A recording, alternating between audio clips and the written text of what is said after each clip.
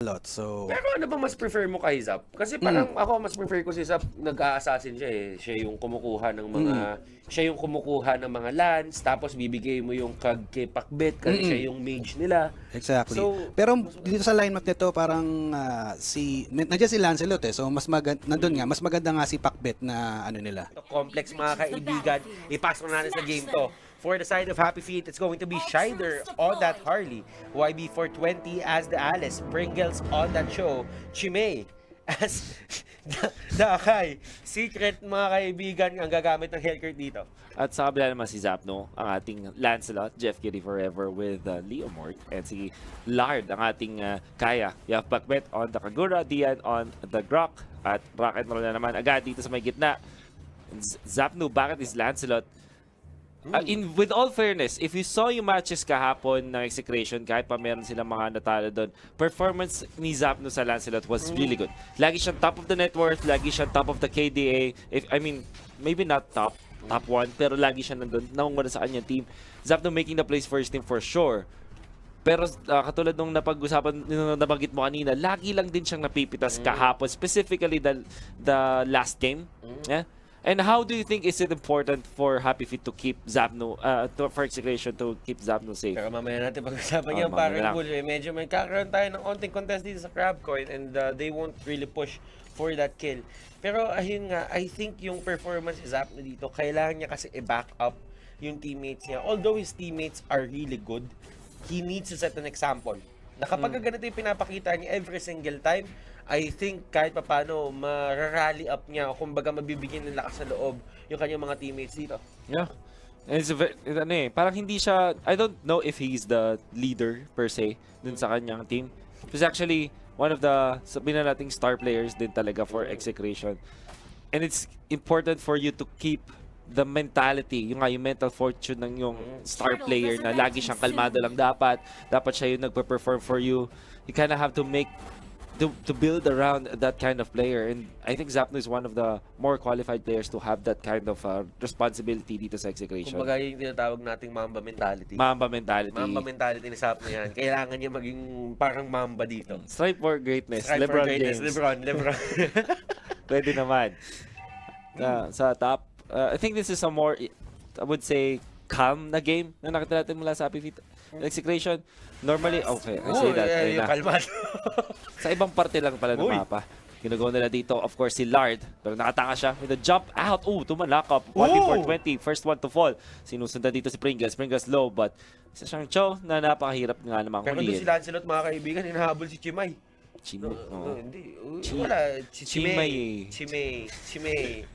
Pero ito, naku po, yung turtle na, mga kaibigan, ang kinukuha nila dito. And Happy Feet didn't contest that. And that is an easy objective para sa side ng Execration. That is a little bit of gold lead para sa Execration. Ngayon, and the thing with the Execration, I think probably may natutunan sila thing or two after their losses yesterday. Na, yun nga, don't be overly aggressive against your opponents. Mag-take ka ng mga fights that will lead to objectives. Ito kanina, yung pick-off nila, nag-facilitate para makakuha sila ng Lord. Ng Turtle, I mean. Alam mo, yun nga yung sinasabi natin, what doesn't kill you makes you stronger. At hindi naman sila namatay doon sa lahat ng pinagtatalo nila doon sa Signal Ultra at doon sa Bren. So, kumbaga, charge to experience, kailangan nila gumawa ng momentum dito ngayon. And they need to take that experience into this game para kahit papano makapagsimula na sila. That's right. Up top. Knockdown. Jeff Giddy Forever goes down. Si Grok dito sumulaban. Dapat sa mga Happy Feet pero again, dapat siya sa apat. Buti na lang siya siyang Grok. At makakataka siya doon. Almost cut free. Napakakunat na hero. Aggressive pa rin talaga tong Execration eh. Kumbaga trademark na nila eh. Hindi na talaga nila matagal sa nila. Pero kailangan maging disiplinado din sila sa pagiging aggressive nila. Like yung aggressiveness nila din sa bot lane, dalawa naman sila dito. They know that there are a lot of heroes on the top lane. So pwede nila gawin talaga to. Pero ganun talaga ang Execration, man. First turret falls. At medyo nakaabang na dito yung mga teams natin, paring Butters. Ayun na nga, nagkakabangan. Gusto nila, napakagandang hatak naman nun. On to Hellcurt. Hellcurt goes down. Chimay, gumamit ng ultimate. pero hindi masyado nakapag-lockdown ng mga heroes sa Execration at mukhang kontra na yata Execration dito si Grab Dian. Napakagandang wall at nagasahan na nga sila dito. Jimmy will have to run away pero si Harley ang mapapatumba dito ng Execration. Napakagandang initiation. Again, mula sa kanila. Hindi pa tapos. Ito, tatalo na naman nila. Ayan na. Execration, sumasabog. Wala. Sabi Easy na, lang. disiplinado daw. Disiplinado tayo. Easy ka lang. Easy ka lang. Matatalo na naman tayo nito. Pero makakuha sila ng Torre kapalit nun at mukhang pangalawang turtle din. Yes. Ano makuha. Turtle, mga kaibigan, Execration wants to end this fast. They have a 4K lead right now. And 5 minutes into the game pa lang tayo dito, ha? Mainit na agad ang Team Execration. That's right. 4-1. Only giving away isang kill. At nakakuha na nga sila ng consistent na objectives. Katulad na sinasabi natin. Torre, Turtle. Let's see kung saan sila susunod na maghahanap ng gulo. It seems to me na top ang kanilang target dito, Waring Butters. Alam mo, men, yung Happy Feet dito, sumusunod lang sa lahat ng ginagawa ng Execration, eh. Kung tataas yung Execration, tataas din sila. Kapag bababa Execration, bababa din sila. Oo, ito na nga. This is not a winning attitude para sa Happy Feet na mag-react lang every time. Ito na si Lard, napaka-aggressive. Pero yung Torre, mapapatumban nila dito sa may taas. Si Dian, binabox out lang yung mga members ng Happy Feet. Naghahanap ng opening dito sa may bandang kanan. Si Pringles, nahuli na ko po! Yung Joe! Yung tanki agad nila dito, yung natanggal, yung initiator nila. That's already a bad fight para sa Happy Feet. Kailangan nila umalis dahil hindi na sila makakalaban sa Execration. Yung brush mechanic kasi ng ML, maganda siyang iabusuhin. Pero at the same time, yung apat na teammates mo, ang layo sa'yo. Like, sabihin na natin, nandun pa rin sila sa area, pero wala sila dun sa range lagi na pwede nilang tulungan with just a snap of a finger yung mga teammates sila. Yun na nga. Huling-huli sila doon. Another big fight para sa Execration kasi nakuha ka sila ng Torre doon sa taas. Sama mo na rin yung kill. Tingnan natin, pagbabalaan nila si Zapno dito but I don't think that they have the enough lockdown para mapatumba si Zapno. Alam mo, malakas na kutub yan ni Boss Zapno eh. Hindi na mahuli mo eh. Grabe. Hindi naman naaamin yan eh. Ikaw ba naman? Natutunan mo lang doon sa mga Lodi. Mga hindi umaamin. Mga nagko-comment sa mga wall mo, boss. Boss, crush kita, boss. Anyways, dito sa top, si Dian. Uy! Zapno. From the backlines, Lard, ninatak na nga dito yung isa. That is gonna be... that is gonna be the answer now. Ang linis. Napakalinis. Uy, Sa pero taas dito. baba. Grabe. Tamang Opo, suntukan nag-aabulan lang. sila mga kaibigan dito and they're running on the outside. Here comes Secret mga kaibigan na muna sa finish line. And makakaabot siya. Makakabot na naman siya sa finish line. Ano, parang Hellcurt ay mas mabilis yata sa level na nakakabayo. But when ultimate is activated again. Totally different kapag hindi. Pero that is already ultimate from the Hellcurt used. Ito, may gulo sa ibang gitna. Pero may nag-ulti. Kaso, nasa gitna siya ng members na Execration. At napakadali niya napatumba doon. Samantala, Execration sa nila. Talaga, ganito kasi talaga mag-ML. Kuha ka ng kill, kuha ka ng Torre pagkatapos rinse and repeat. Naninibago ako sa Execration kasi usually Execration they would go for the chase. Pero hindi ngayon. Nag-iba sila pero ito si Zapno. Ayan na mga kaibigan. The Zapno Show Episode 1. Episode 1 mga kaibigan. Episode 1. Pero sige, pare ko muna. Kasi yung galaw niya doon, yung ikot niya doon parang medyo questionable. Hindi siya with his team. Ika na understand na gusto niyang parang ang idea is mag-spread kayo. Kaya lang nandun siya sa bad side ng pag-spread. Malapit siya sa base ng Happy Feet. At nasaktuhan nandun nga naman si Pringles.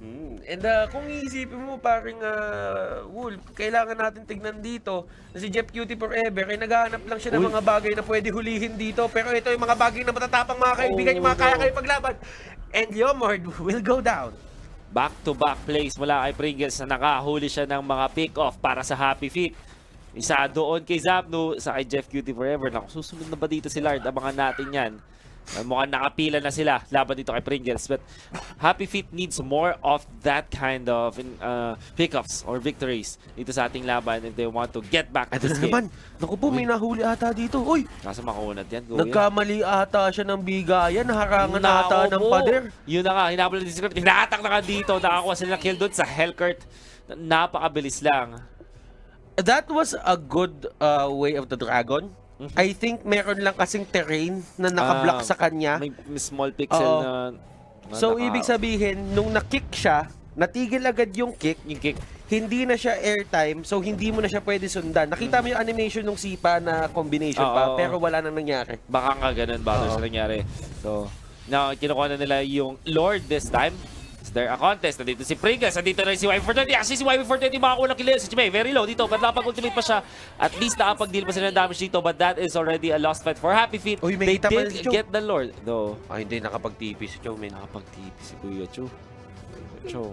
Uy, pero napigilan dito ng Happy Feet, mga kaibigan. Yung paggawa ng Lord. And that will stall Execration a bit sa kanilang siege dito. That's right.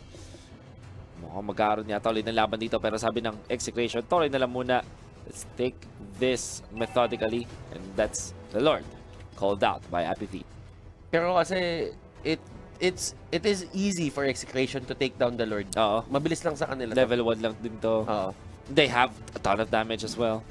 Pero ang ganda ng ginagawa ng Happy Feet dito. They're stealing, they're making the plays, they're making it count.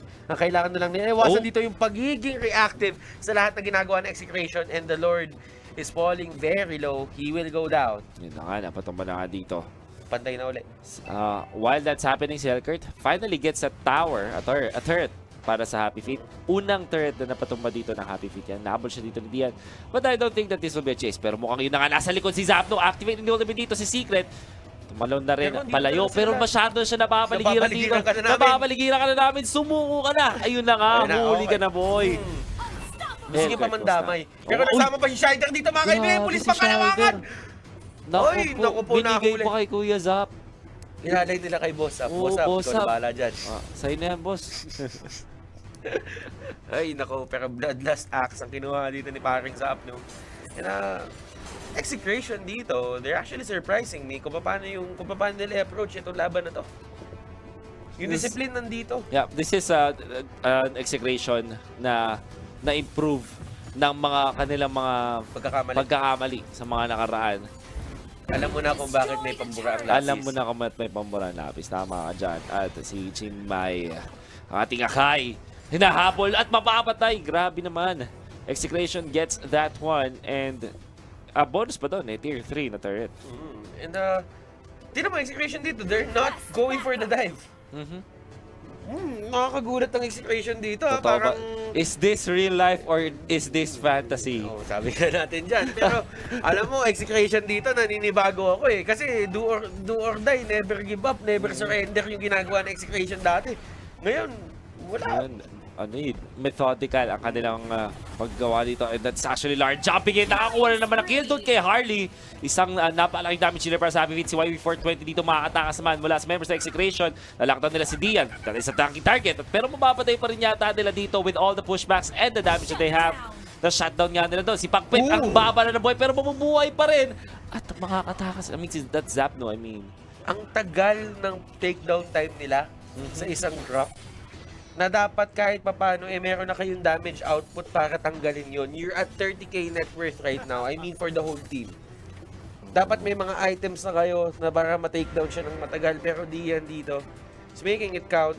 And look at this, mga kaibigan. Pababa ng pababa. Oh my goodness. 10,000 Execration. Meron sila lamang na torre. Lamang na lamang sila ng kills. But here they are, farming all the parts of the map.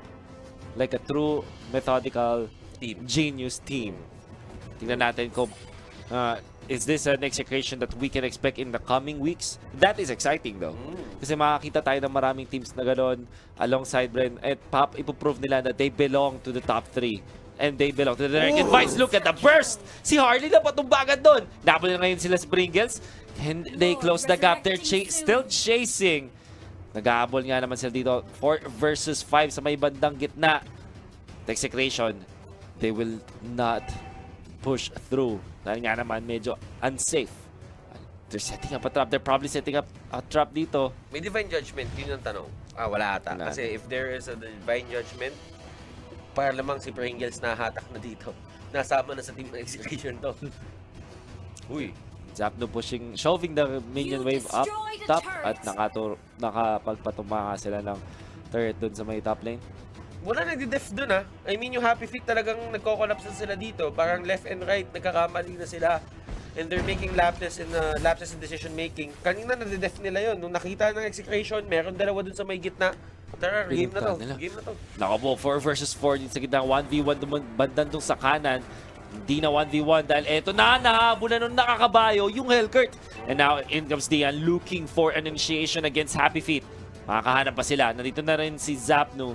Shider fending them off. Si Pringles na rin. Ito, nila-lockdown yung ating Grok. But that is just, ambahan lang mula dito sa may bandang gitna. Si Lard, uli na naman si Shider. Pangalawang beses na naman siya na-attack dito with the Divine Judgment. And that is already very bad for Happy Feet. May damage dealer nila yun, parang Butters. Sa totoo lang, I don't know kung bakit si Shider yung lagi nauuna. Meron kang Akai, meron kang Show na pwede tumulong sa'yo pumasok ng madali. At doon ka lang sa backlight sa likod nila para hindi ka mahatak. Ilang beses siya na-attack dito? Is actually true. Nahatak na lang dito si Pringles. Pringles against 5 is not tacky at all. Wala siyang pagkakauna doon, but Immortality will save him. Actually, sa likod si Hellcurt nakakuha na ng isang kill. Mukhang makakuha pa siya ng pangalawa. Jeff Curie forever is gonna be the next. Tinulungan siya dito ang kanyang mga tropa. Si Lard tumalon pero nahuli pa rin ng Happy Feet. Not enough damage nga lang as they will let him live this time. Execration losing 2 members. Pero ito medyo magandang timing to for the side of Happy Feet. Napatay nila mga kaibigan si Safno at si Jeff Cutie forever nung palabas yung Lord. So they have time to stall this game out. No, si Secret napitas nila doon, Kuya Butters. Mapapalit dito kasi si Lord. Pero okay lang, napatay naman nila yung damage leader dito ng Happy Feet. Lord has been summoned dito sa gitna pero mukhang mapapatumbalan dito ng Happy Feet just as easily as that. Disiplina mga kaibigan, mukhang nawawala na. Hindi natin alam kung ano nangyayari dito. Pero kung iisipin mo, ang ganda ng mga timing ng pick-off dito ng Happy Feet. I would say yes. Medyo kailangan pa nila na mas marami pang ganon to get back to this game. Alam mo, si Zapno dito, talagang mainit yung mata sa kanya. Kung iisipin mo, yung Hurricane Dance, ginamit kay Dian. Yung Way of the Dragon, ginamit din kay Dian. Sa sobrang dami ginamit sa kanyang pushback, umabot siya hanggang dun sa well ng sa fountain ng kalaban. Talagang nag-regen siya dun. Ganun talaga yung pinaka nangyari. Ang pinagulat ko, yung lahat ng lockdown nila, nagamit nila mga kaibigan dito kay Dian. Pero si Zapno at si Jeff Cutie forever, yun naman. napatay pa rin Sila nila. yung napatay. Oo. Just sheer damage. And Hellcurt din kasi at a certain point magiging online din talaga yan. Kapag nahanap niya yung tamang timing na makapalikod, even when it's late game, ang lakas pa rin talaga ng burst potential niya dun sa mga heroes and the chase down. I think sobrang importante ng silence mechanic na meron ng Hellcurt against all of these assassins din sa kalaban. Kasi yung silence na yun, pinipigilan yung mobility ng mga malilikod na hero. Like for example, Zapno and Jeff Cutie forever. Ito mga kaibigan, sila naghahanap siya ng tamang hahatakin dito. Ang prefer niya dito yung Secret or si Shider. Kapag nahuli niya itong dalawang to, kahit sabihin natin si YB420, pwede din.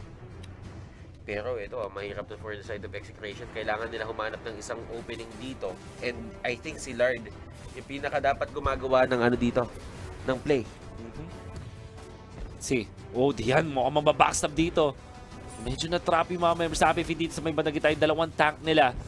In comes the rest. Happy Feet forming a big circle dito around the tier 3 para makapagdepensa sila.